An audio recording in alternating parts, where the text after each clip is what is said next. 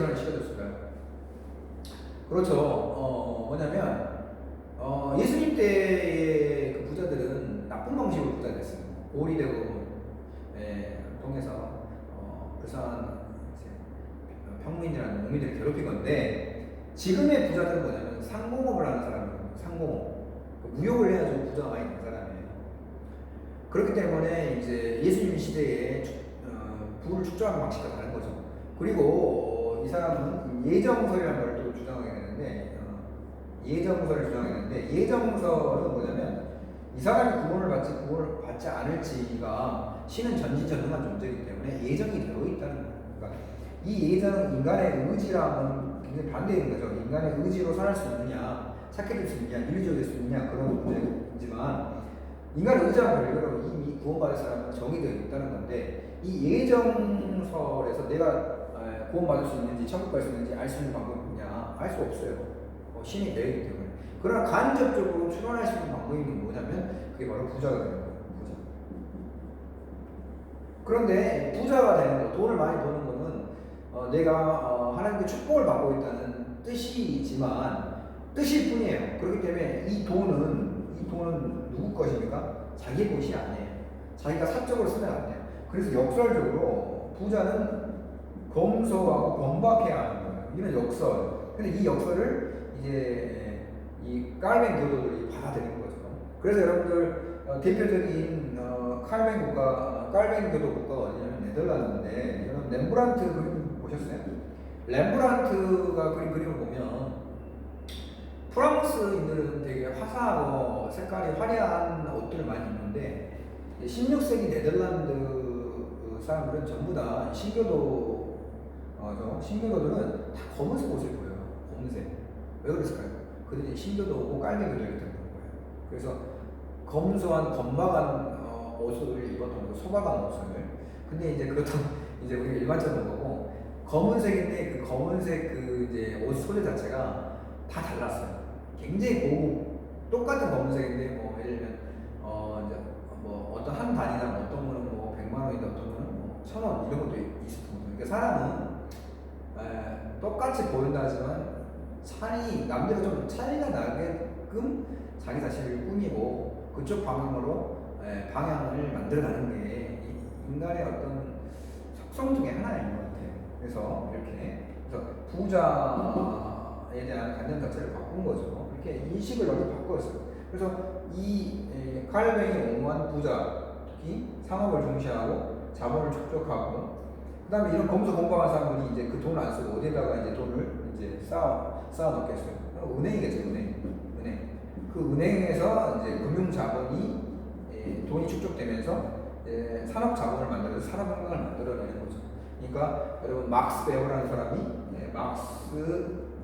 베버라는 사람이 프로테스탄트 윤리와 자본주의라는 책을 썼는데, 자본주의 출현의 원인 중에 하나가 뭐냐면 프로테스탄트 윤리다, 깔뱅의 정상주의다, 이렇게 주장하는 그런 사례도 있어요.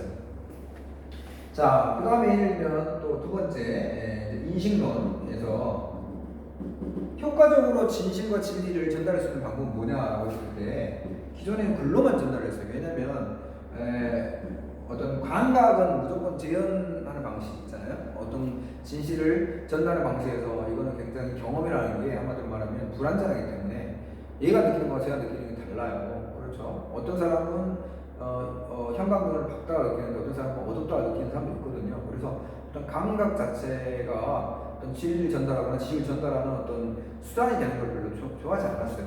그래서 이제 논리적인 3단 방법이 있잖아요. 뭐 소크라테스는 사람은 죽는다 되던데, 소크라테스는 사람이다, 그러므로 소크라테스는 죽는다, 이런 논리만이 진실을 전달하는 유일한 확실한 방법이라고 생각을 했는데, 이제 인식이 이제 전환이 되면서 어떻게 되냐, 글과 그림을 같이 지연 장식으로 사용하는 방식이 매우 발전하게 된 거예요.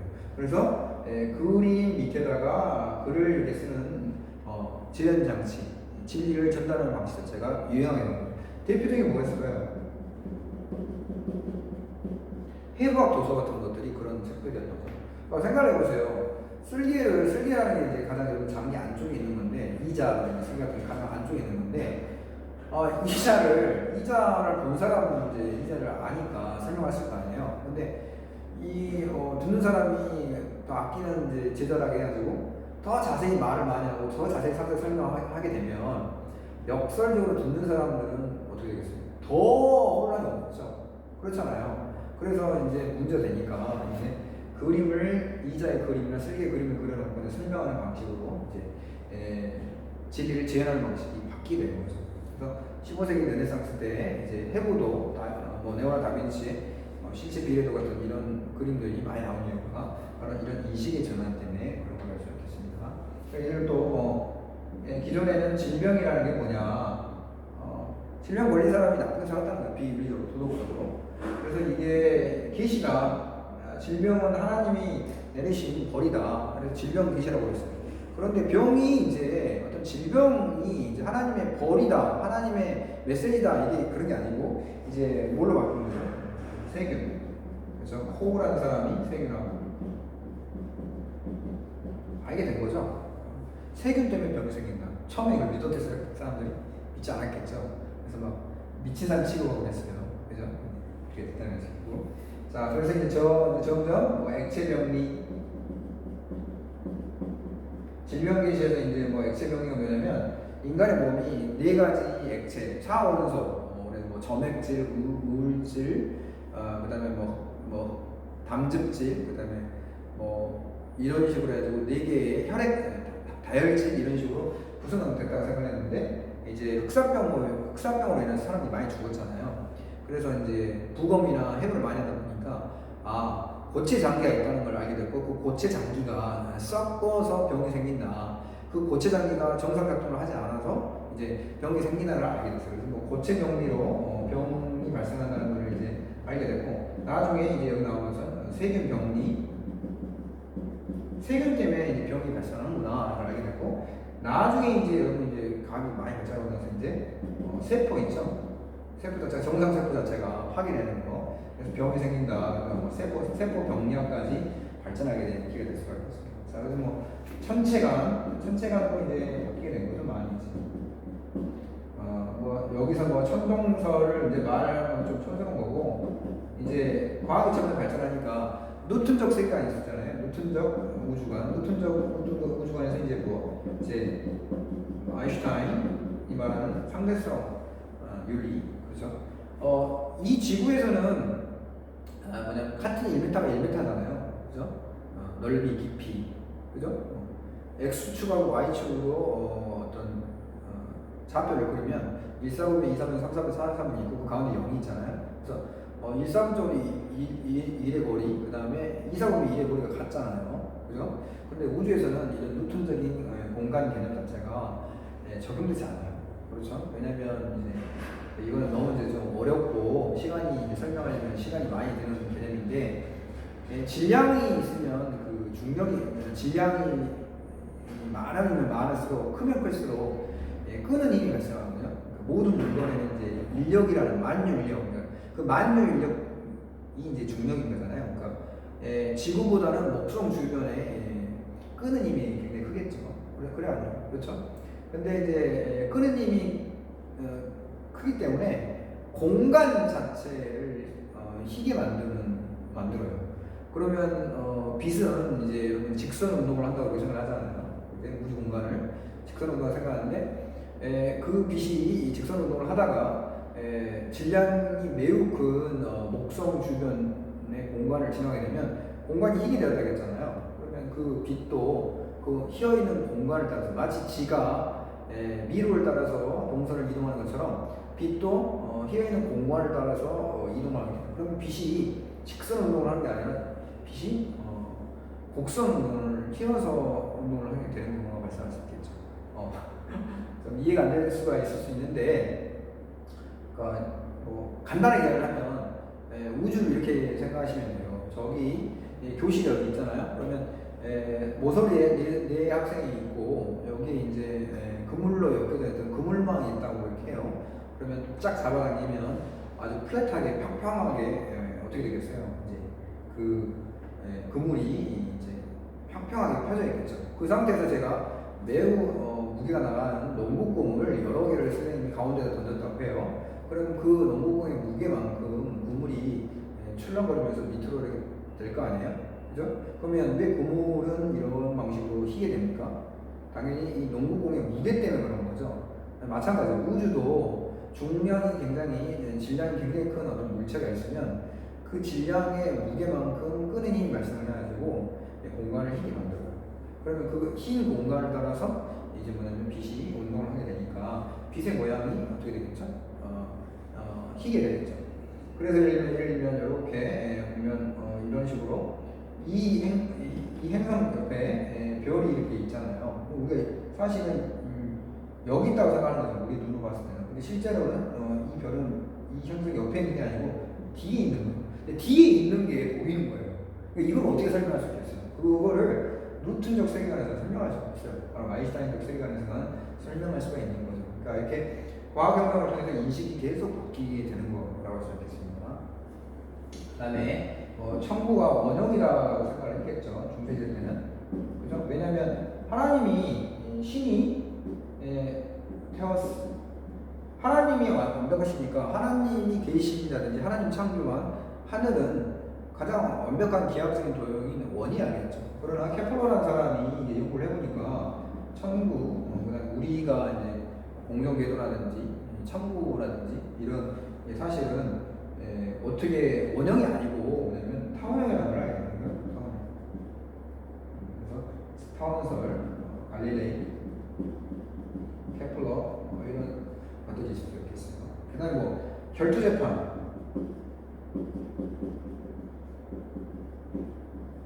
결투재판은 뭐예요? 중세시대 때 유무죄를 가릴 수 없을 경우에는 결투재판을 했어요. 그러니까 하나님이 지금 보고 계시는데 믿음이 다 기독교인들이잖아요. 결투를 해요. 그래서 하나님이 제가 없는 사람을 죽이겠어요? 그래서 죽이지 않겠죠. 그래서 결투를 했던 거예요. 근데 정말 웃긴 건 뭐냐면 결투를 신청하면 결투를 이제 응할 거 아니에요. 그런데 돈을 주고 결투를 대신할 사람을 뭐 사기끔 하는 그런 문화도 있었어요. 너무 웃기죠? 결투 재판에서 이제 정당한 폭력인 공권력이라는 개념이 나와요. 공권력 뭐냐면 모든 걸 이제 사적 폭력이에요. 이거는 한마디면 불법화되는 거죠. 그래서 뭐냐 귀족들이라든지 제후들이 하는 결투 같은 거를 삼총사에서 보면 이제 국왕이 이제 금지를 하게 되는데 그건 불법적인 폭력이에요. 그런데 이제 국왕을 대표로 하는 국왕이 짐이 곧 국가다. 짐은 국가와 결혼했다. 루이 14세하고 이제 엘리자베스 여왕이 한 이야기잖아요. 국왕을 동일하게 이제 이꼬로 여겨졌던 게 근데 절대 왕정은 국가잖아요. 그러니까 여러분들 홉스라는 사람을 이제 배우게 되는데 사회계약서를 이제 국가가 어떻게 출연했는지에 대해서 사회계약에서 출연했는지에 대해서 이제 배우게 되는데 이제 국가만이 행사하는 폭력만이 정당한 폭력이고 나머지는 다 잘못된 폭력이에요. 그렇기 때문에 부당한 일을 당하면 국가에게 옳고 그름을 따져라라는 이제 이런 폭력론이 나와요. 그래서 그 공권력이라 해서 이거는 국가의 뭐야? 군대, 경찰, 조직만이 유일한 정당한 폭력이고 나머지를 불법화시키는 거죠. 그래서 사적인 결투, 끝없는 복수의 악순환. 그래서 혼란과 공포를 조성한 중세시와 다르게 이제 근대사회는 질서가 우선되고 그다음에 서로 사적 보복을 통해 가지고 끝없는 보복이 악순환되어가지고 불행한 자연 상태는 이제 아니게 되는 거겠죠. 이런 식으로 인식이 이제 바뀌게 되는 거고. 여기까지 이거 하나만 이야기하고 끝낼게요. 생기론, 병이 왜 생기냐 했을 때 19세기에도 생기론이라고 해가지고 어떤 환자 주변에 있는 어떤 분위기 있잖아요. 그 공기를 이루고 있는 어떤 요소 그런 에테르 이런 것들이 문제가 있어서 이제 병이 생긴다고 생각했는데 이제 세균 때문에 발생한다는 것을 이제 임산부 이제 애를 낳는 임산부 있죠. 임산부를 치료하는 학자가 발견해낸 거예요. 그래서 처음에는 뭐랄까요, 가설을 세웠던 거죠. 의사들이 얼마나 무지했냐면 가운데 이제 거실이 있으면 왼쪽은 뭐 외상 병 중병 있는 사람들, 뭐 피를 못 취하는 사람들을 치료하고 바로 또 이제 콜이 들어오면 또 오른쪽에 있는 다른 반대 방향에 있는 임산부 애 낳는 곳까지 애를 받았어요. 그래서 임산부들이 산염열 있잖아요. 그러니까 엄청 뜨거운 오이 뜨거워져가지고 열 때문에 죽는 병으로 많이 죽었어요. 이거를 관찰했던 이제 의사가 눈에 보이지 않지만 어떤 무엇 때문에 그 병이 발생하지 않을까라고 생각해가지고 손을 씻게 한 거예요. 손을 씻게 한 거죠. 예를 들면 A라는 병실에 있었는데 사람으로부터 A를 받으려면 반드시 손을 씻게 하고 깨끗한 한다음에 들어가겠는데 이 산업열 발병과 그 다음에 그 산업열로 죽었던 발병률이 많이 떨어지게 된 겁니다. 그래서 보이지 않는 뭔가 있다는 것을 알게 됐던 거고, 나중에 이제 파스텔이라는 풍곰팡이 약이 알죠? 그런 걸 통해 가지고 세계의 존재가 확실히 있다는 걸 이제 알게 되는 기회가 됩니다. 자, 여러분 이제 과학혁명을 통해서 과학주의, 그 다음에 실존리, 실제로 증명된 것에 참여라는 것을 이제 알게 됐고, 이런 근대 과학주의라는 근대 의식을 통해서 근대인들이 세계를 바라봤던 거예요. 그러면 지금까지 선생님이 네 가지 설명을 했는데 네 가지 역사적 사건이 뭐죠? 커다란 사건. 사람은 어떤 사건을 통해 가지고 생각이 바뀌게 되잖아요, 맞죠? 그러니까 왕의 목을 잘라보니까 왕이 없어도 세상은 돌아가는구나 알게 된 거예요.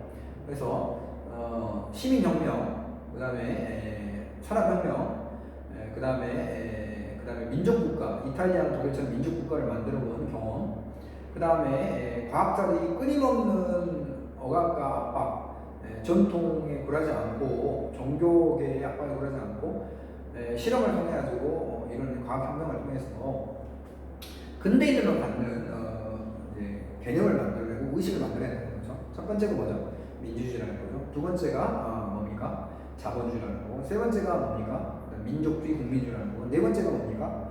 네 번째가 바로 과학주의, 실증주의라는 거죠. 그러면 이 네 가지 개념을 통해서 네 가지의 암경을 통해서 세상을 바라보면 세상이 그렇게 보이겠죠. 그렇죠? 그래서 그런 의식을 갖고 있는 게 바로 근대의식이고, 그런 의식을 갖고 사는 성질을 근대성이라고 얘기하는 거예요. 그리고 저희들은 그런 근대사회에 살고 있는 근대인입니다. 그렇다면 이 근대인들이 타임머신을 타고 온 고대인들과 같이 이야기했을 때 대화가 되겠어요? 되지 않겠죠. 인간이 평등하다는데 어떻게 인간이 평등을 해요? 고구려 사람하고 우리 현대 이제 뭐 예를 들면 촛불 집회가 지났잖아요. 촛불 집회를 한 사람, 백성이 권력이다라고 하는 사람이 대화가 될 수가 있겠어요? 대화가 될 수가 없는 거죠. 자, 지금까지 선생님이 이 근대성과 근대 의식에 대해서 수업을 한 거는 교과서에서 근대 교육이 어떻게 출현하였는지, 그 다음에 근대 학교가 근대 의식 때문에 이제 출현을 하였다. 그리고 근대 학교가 갖고 있는 장점과 근대 학교가 갖고 있는 어떤 단점, 부작용이 있다는 것을 이야기하기 위해서 배경으로서의 근대사의 근대성에 대해서 이야기를 한 거라고 할 수가 있습니다. 자, 그러면 이제 정리를 한번 해봅시다. 그렇다면 이제 근대 사회는 근대성과 함께 발전한 거고, 근대 교육, 특히 공교육이 있죠. 공교육은 근대 의식과 함께 발전한 거예요. 그러면 여러분 루터가 말했던 것처럼 모두 다 우리는 신 앞에서 평등하고 독일이라는 국가 안에 있는 동일한 국민으로서 동등한 사람, 평등한 사람이기 때문에 동일한 고통교육을 받아야 한다라는 주장에 대해서 왜 그런 주장이 나왔는지 이제 알게 되겠죠. 그리고 왜 나폴레옹이 국민교육을 통해서 국민학교를 통해 가지고 학생들에게 동일한 언어와 그다음에 동일한 역사를 가르쳤는지 알겠죠. 애국심을 부양시키고, 그다음에 동일한 언어를 통해 가지고 우리는 하나라는 단일화된 통합된 모습을 보여주고, 국가가 원하는 혁명, 프랑스 혁명이 발발하고 그 발발한 영향 그리고 그 산물로 나폴레옹 자신도 코르시카라는 식민지의 보잘것없는 사람이었지만 그런 보통교육, 평등교육을 통해 가지고 이 사람이 실력만으로 급성장을 해가지고 장군도 되고 대통령도 되고 황제도 된 거거든요. 그래서 나폴레옹은 그런 혁명의 산물들을 평등의 산물, 자유의 산물을 유지하고 보호해야 할 의무가 있었던 거예요. 그렇죠? 그렇게 하려면 주변에 존재하는 많은 아직까지 국민국가가 아닌 오스트리아, 프로이센, 그 다음에 스웨덴이라든지 영국이라든지 이탈리아 같은 왕조 국가들과 전쟁을 해야 할 거 아니에요. 왜냐하면 그 주변 국가들은 프랑스에서 일어나는 프랑스 이념 자체가 병균이라고 생각했어요. 그 병균이 자기 나라에 들어오면 자기 나라도 무너질 거라 생각했기 때문에 연합을 해서 프랑스 혁명을 좌절시키고 프랑스 혁명을 무너뜨리라고 생각했어요.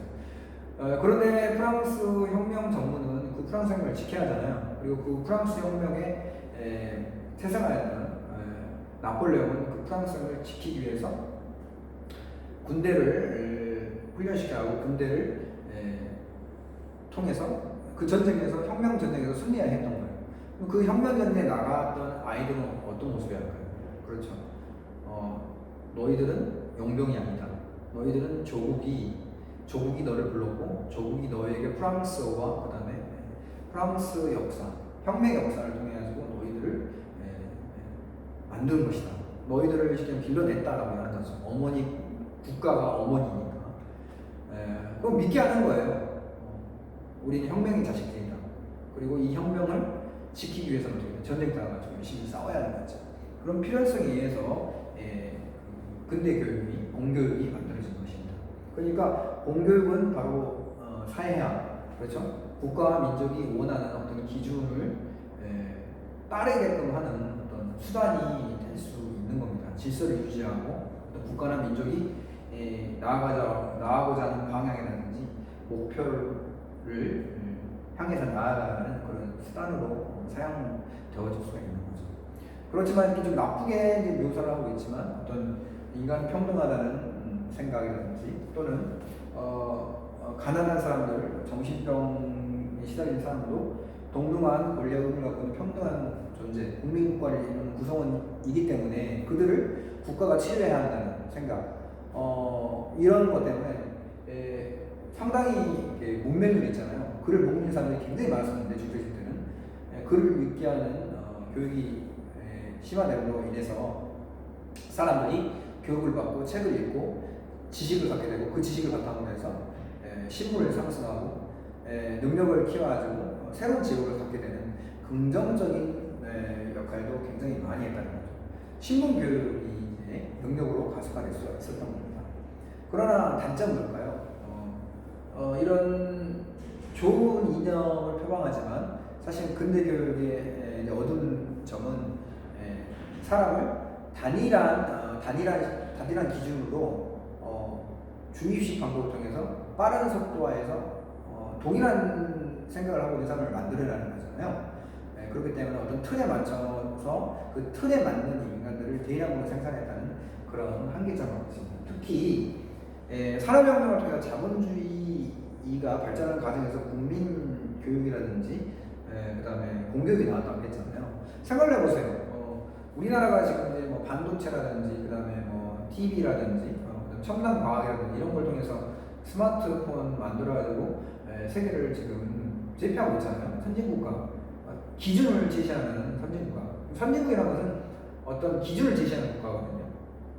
그러니까 사실상 기준을 제공하는 국가가 되어버렸어요. 그러면 우리나라 교육은 어떤 쪽으로 부인할까요? 그렇죠. 세계를 선도하는 선진 기술을 갖고 있는 영역 자체에서 봉사할 수 있고 그거를 주도할 수 있는 학생들과 인물들을 만들어내야 할 거예요. 그리고 그걸 만들려면 어떤 교육적인 제도가 있어야 하고 교육적인 장치, 교육적인 학교가 있어야 할 거란 말이죠. 똑똑한 친구들이 그쪽으로 많이 갈 수 있게끔. 그러니까 교육이라는 것은 어떤 그 시대와 그 상황 자체가 요구하는 인물들을 배출하는 쪽으로 방향이 오리엔테이션, 정렬되는 게 맞는 걸 거예요. 그렇다면 산업혁명 시대에 이제 발전소가 들어서고 그다음에 뭐 증기기관차, 철도, 전기회사, 그다음에 뭐 철강소, 제철, 석탄 이런 엄청난 많은 산업적인 변화가 발생을 하잖아요. 그러면 그런 공정 자체가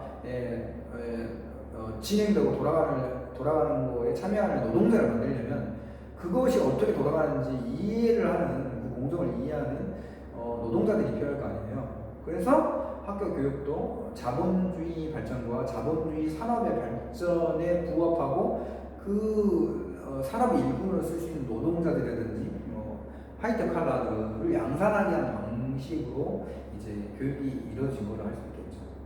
그러니까 이거를 이제 부정적인 관점에서 보면 왜 하루 종일 8시간 동안 학생들을 앉혀서 교육시키고 있어요? 나중에 회사에서 8시간 동안 9시간 앉혀서 이 일을 이제 할 수 있는 능력을 갖고 있는 사람, 집중을 갖고 있는 사람을 만들기 위해서 그러는 거예요. 왜 정해진 시간 안에 시간표에 따라서 공부를 하고 시간표에 따라서 화장실 가기를 하겠어요?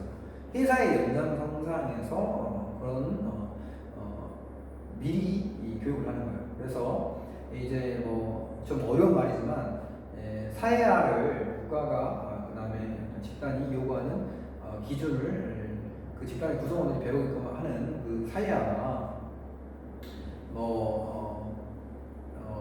이제 갈등론을 주장하는 이제 사회학자들이 많은데 그 사회학자들은 학교의 시스템과 회사의 시스템이 같다고 생각을 해요. 그래서 학교의 학생들을 미래의 산업 여군으로 기르기 위한 예비 단계로서 학교다. 그리고 학생들이 자아 실현을 위해서 수업을 하는 게 아니고 자본주의 사회에 사용될 수 있는 예비 일꾼을 만들기 위한 목표로서 학교가 만들어졌다고 이야기하는 거죠. 그래서 여러분 산업혁명을 뭐라 합니까? 기계를 모토로 한 대량 생산이라고 얘기하잖아요. 대량 생산, 단일한 소품종 대량 생산이잖아요. 그때 만들어진 학교이기 때문에 한 명의 선생님이 30명의 학생을 앉혀놓고 똑같은 이야기를 하고 똑같은 시험을 봐가지고 대량 생산하는 거예요. 어떻게 보면 이게 좀 어둡나요? 네, 그래서 교생 선생님이 3시간에 걸쳐서 근대 공교육의 긍정성, 근대 공교육의 특징, 근대 공교육의 역기능이라든지 부작용에 대해서 친절하게 설명을 해주셨잖아요. 그거 관련해서 선생님의 수업은 그런 근대 공교육이라는 개념 자체가 어떤 시대적 배경과 근대성 안에서 나오게 됐는지를 여러분들 설명하고 싶어서 이렇게 따로 시간을 마련했고요. 말이 좀 빠르거나 어려운 개념이 나올 수 있다고 생각도 해요. 그런데 선생님 수업을 이렇게 큰 틀에서 이해를 하고 근대 사회가 저런 사회구나, 저런 사회의 맥락과 배경에서 근대 공격이 나왔구나 라는 거를 알게 된다면 교과서를 읽고 이해하는 데 큰 무리는 없을 거라고 생각합니다. 그래서 마지막으로 여러분께 질의를 하고자 합니다. 근대 교육은 통제를 위한 억압을 하는 억압의 사회입니까? 아니면 인간성의 증진과 자아 실현을 하기 위한 도구입니까? 교육은 목적이 두 가지가 있어요. 첫 번째는 교과서에 나온 것처럼 자아 실현, 두 번째는 사회가 요구하는 인재를 기르는 사회화예요. 이 말을 다르게 말하면 교육이라는 것은 자아 실현을 다르게 표현하면 나다움이에요. 나다움을 키우는 거죠. 나란 무엇인가, 그죠? 그 다음에 사회를 다른 말로 말하면 인간다움이에요. 인간성, 그죠? 사람다움, 어떤 사람다움, 어떤 인간다움. 그래서 교육은 객체나 개인으로 시작하는 나다움과 그 다음에 보편으로 시작하는 인간다움, 사람다움 이 두 가지가 갈등을 하는 거예요. 교육은 인간다움을 키우는 도구고 교육은 나다움을 개발하는 도구예요. 이 나다움과 인간다움이 같이 갈 수 있을까요? 자아실현과 사회화가 같이 갈 수 있을까요? 이들은 어떻게 조화를 이루면서 발전할 수 있을까요? 이들의 관계는 어떻게 구획지고 차이를 드러내는 걸까요? 이들은 화해할 수 있는 걸까요? 그것은 여러분의 선택에 달려 있습니다. 오늘 수업 근대성에 대한 수업은 여기서 마치도록 하겠습니다. 다음 시간에 또 이제 학습 원리와 방법에 대해서 만나기로 해요.